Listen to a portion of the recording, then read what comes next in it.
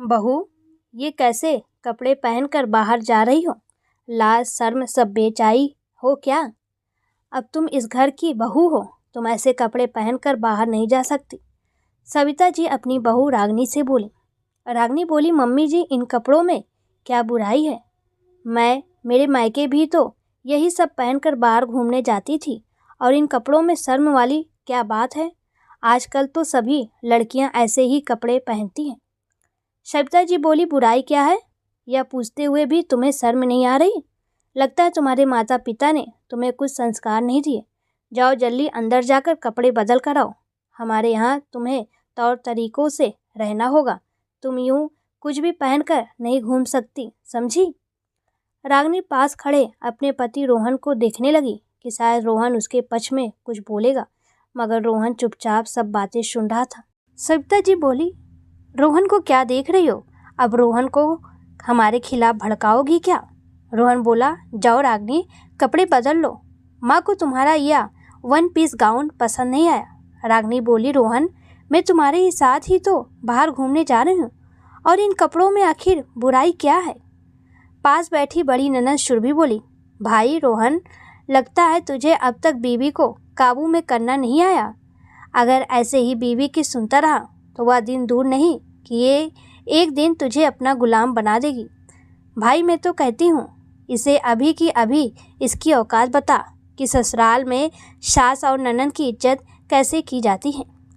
रागनी बोली, मेरे ऐसे कपड़े पहनने से आपकी कौन सी इज्जत चली जाएगी? दीदी और आप लोग यह कैसी बातें कर रहे हैं? मम्मी जी ने शादी के पहले तो कहा था कि मेरी बेटी और बहू में कुछ भी फर्क नहीं है, फिर आज मुझसे सभी लोगों को दिक्कत क्यों हो रही है? सविता जी बोली, बहू, लड़की के घर जाकर ये सब तो बोलना पड़ता है, तभी तो वो लोग अपनी बेटी की शादी करते हैं। मगर लड़की वालों को भी समझना चाहिए कि उनकी बेटी अब किसी के घर की बहू बनने जा रही है, तो उसे मर्यादा में रहना सिखाएं। और अब यह 2 दिन पहले आई लड़की हमें सिखाएगी कि इज्जत में कैसे रहा जाता है। रोहन अपनी बीवी को काबू में रख जरा। रोहन बोला, रागनी, बहस मत करो, और जो माँ और दीदी कह रहे हैं बस वैसा करो। रागनी बोली, मगर रोहन ने तुरंत कसकर एक थप्पड़ रागनी के गालों पर चढ़ दिया। रागनी की आंखों से आंसू छलक पड़े और वह रोते हुए अपने कमरे में चली गई। रागनी कमरे में आकर लेट गई और याद करने लगी वह दिन जब रोहन की माँ सविता जी ने उसे रोहन के लिए पसंद किया था। सविता जी ने पहली नज़र में रागनी को अपने बेटे रोहन के लिए पसंद किया था। सविता जी ने रागनी की माँ शीला जी को यह भी आश्वासन दिया था कि मेरी बेटी और बहू में कोई फ़र्क नहीं है। शीला जी जैसे मेरी दोनों बेटियों को हमने हर चीज़ की आज़ादी दे रखी है, वैसे ही सारी आज़ादी रागनी को भी होगी। मगर शादी के दूसरे दिन से ही सविता जी ने अपना असली रंग दिखाना शुरू कर दिया था, और उनमें उनका दोनों बेटियां भी साथ देती थी। रागनी की बहुत ख्वाहिशें थी। क्या कुछ सोच रखा था उसने कि शादी के बाद भी वह अपने लिए जिएगी, मगर यहाँ ससुराल आते ही उसकी सभी ख्वाहिशों को दबा दिया गया था।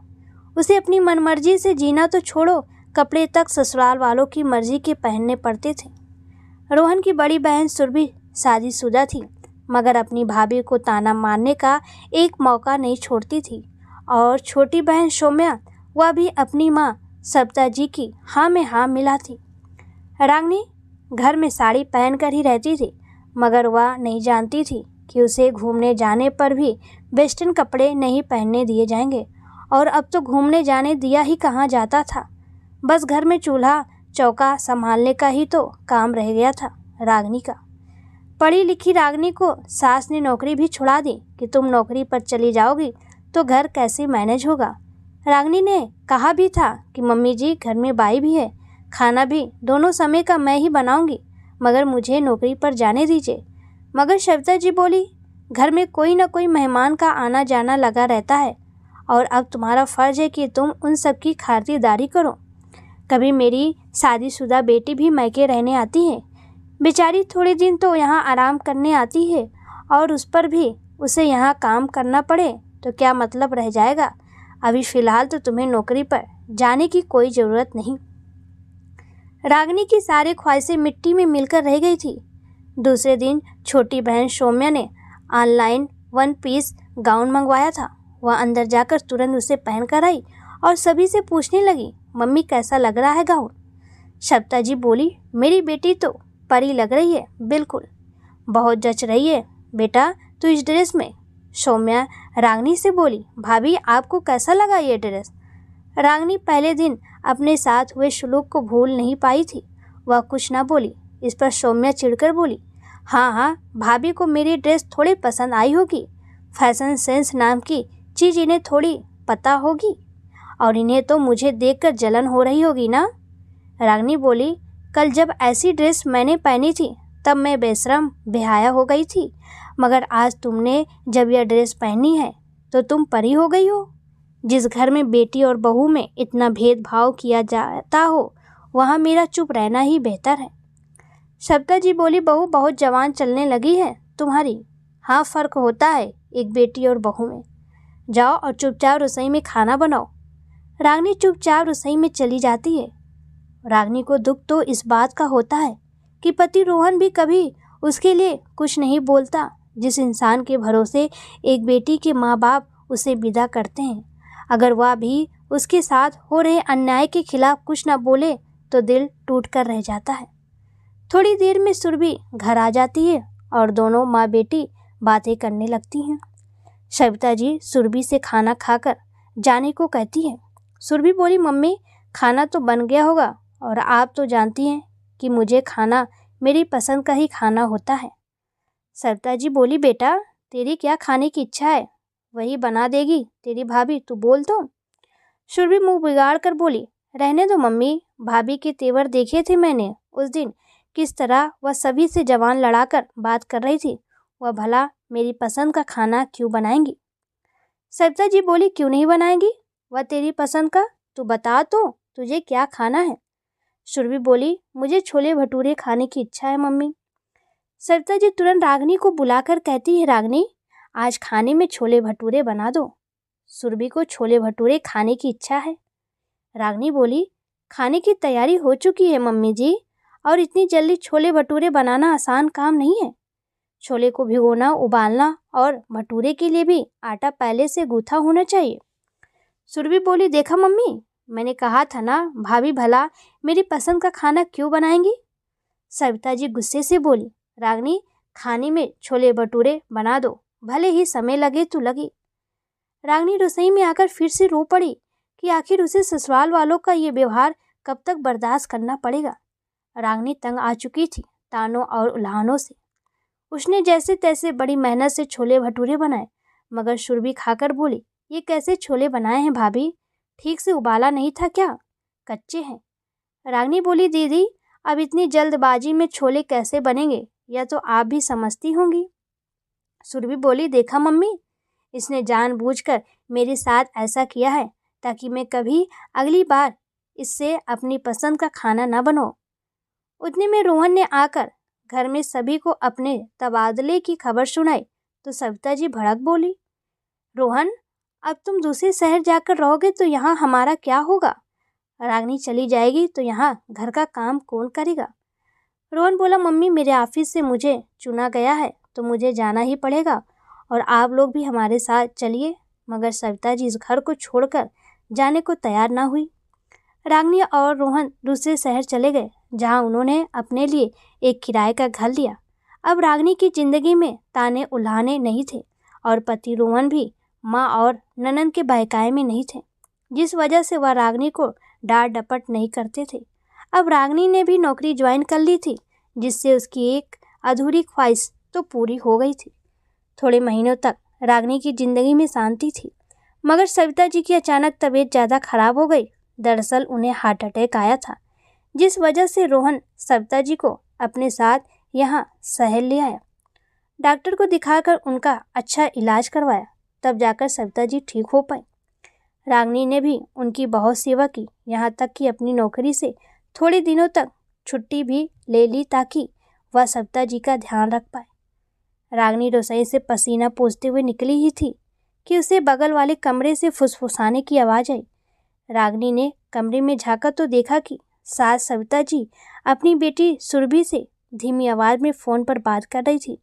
बेटा सुरभि, मेरा क्या है, आज नहीं तो कल भगवान को प्यारी हो जाऊंगी, मगर तेरी भाभी को इतनी समझ तो होनी चाहिए कि अपनी सास को अच्छा अच्छा खाना खिलाए। जब देखो रोटी सब्जी दाल चावल यही बनाते रहती है। क्या रोज़ रोज़ ये खाना भाता है? यहाँ अलग रहकर तो तेरी भाभी के मज़े हो गए हैं। तेरी भाभी सुबह 7 बजे उठती है। घर की लक्ष्मी को सुबह सूरज निकलने से पहले उठ जाना चाहिए, मगर उसे कौन समझाए। कपड़े धोने के लिए मशीन लगाती है, झाड़ू पोछा बर्तन सभी को बाई लगा रखी है। डांट बाट तो देखो महारानी के। हम तो हमेशा हमारे कपड़े हाथ से ही धोते थे, और काम वाली बाइयों के काम भला किसे पसंद आते हैं। अब तो नौकरी भी करने लगी है महारानी, मगर देखना मैं आ गई हूँ अब यहाँ, और कैसे रोहन को इसके खिलाफ भड़काती हूँ। रागिनी ने सब कुछ सुना और अपने कमरे में आकर बैठ गई। उसकी आंखों में आंसू थे और वह सोचने लगी, जैसे तैसे सास और ननद के तानों से यहाँ आराम मिला था, मगर फिर से अब यह सब शुरू हो गया। सविता जी बोली, रागिनी खाना बन गया हो तो लगा लो। रागिनी रसोई से दाल चावल सब्जी रोटी ले आई। उतने में रोहन भी आकर डाइनिंग टेबल पर बैठ गया। रोहन को देखते ही सविता जी बोली, मुझे तो आजकल खाने में कोई स्वाद ही नहीं लगता। रोहन, यह बीमारों वाला खाना रोज़ रोज़ खाया नहीं जाता। रोहन बोला, मम्मी आपको तला हुआ और चटपटा खाना खाने के लिए डॉक्टर ने मना करके रखा हुआ है, इसलिए रागिनी रोज़ यह खाना बनाती हैं। पकोड़े वड़े समोसे यह सब हम भी नहीं खा रहे हैं, बल्कि आपको तो यह सोचना चाहिए कि मेरी वजह से घर में तला खाना बन ही नहीं रहा है और कोई नहीं खा रहा है। अभी हाल ही में आपकी बाईपास सर्जरी हो चुकी है। आपके हार्ट की समस्या की वजह से घर में तेल घी का इस्तेमाल काफ़ी हो गया है। हम भी नहीं खाते तो आपको खाने में दिक्कत क्यों हो रही है? सविता जी बेटी का जवाब सुनकर चुप बैठ गई। दूसरे दिन सुबह जब रागिनी कपड़े धोने को मशीन लगा रही थी, सविता जी बोली, बहू ये रोज़ रोज़ मशीन लगाती हो, जानती हो बिल कितना आता है? रोहन ऑफिस के लिए तैयार हो रहा था। वह सुनकर बाहर आया और बोला, हाँ मम्मी जानते हैं बिल कितना आता है, और वह बिल मैं भरता हूँ, इसलिए आपको चिंता करने की कोई ज़रूरत नहीं है। और अगर रागिनी दिन भर कपड़े बर्तन यही करेगी तो दूसरे काम कब करेगी? सविता जी बेटे के जवाब सुनकर फिर चुप बैठ गई। रागिनी के लिए यह पल जिंदगी के खुशनुमा पल थे, जब पति रोहन उसका साथ देता। आज रोहन पहली बार रागिनी के लिए लेकर उपहार में 1 पीस ड्रेस लेकर आया था और कहने लगा, रागिनी मुझे माफ़ कर दो। जिस तरह मम्मी ने बेटी और बहू में भेदभाव किया, उसी तरह शायद मैंने भी किया। उस दिन जब मैं अपने कमरे में ऑफिस का काम कर रहा था, मुझे बगल वाले कमरे से माँ की आवाज़ें सुनाई दी। वह सुरभि को तुम्हारे खिलाफ बातें बता रही थी, और मैं जब कमरे से बाहर आया तो मैंने तुम्हें यह सब सुनते देखा। तुम अपने कमरे में आकर रो रही थी। तब मुझे पहली बार सब समझ आया था कि अब तक मैंने जाने अनजाने में कितनी बार तुम्हारा दिल दुखाया होगा। रागिनी बोली, आप सब समझ गए और आपने मेरा साथ दिया। यह मेरी ज़िंदगी की सबसे खुशनुमा पल है, मैं इन्हें कभी नहीं भूलूंगी। आज रागिनी की सारी ख्वाहिशें एक एक करके पूरी हो रही थी, जिन्हें उसने कभी सोचा भी ना था। उसे तो लगा था कि शायद अब यह सारी ख्वाहिशें उम्र भर अधूरी ही रह जाएगी, मगर अच्छे लोगों के साथ कभी बुरा हो ही नहीं सकता। वक्त रहते सभी को उनकी कद्र हो जाती है। दोस्तों, आज भी कितने घरों में बेटी और बहू में फ़र्क किया जाता है, मगर एक सास यह भूल जाती है कि कल के दिन अगर उसकी बेटी के साथ ऐसा हो तो उसे कितना बुरा लगेगा। और एक पति को अपनी पत्नी की इच्छाओं को समझना चाहिए, क्योंकि एक पत्नी उसके भरोसे ही तो अपना मायका छोड़कर आती है।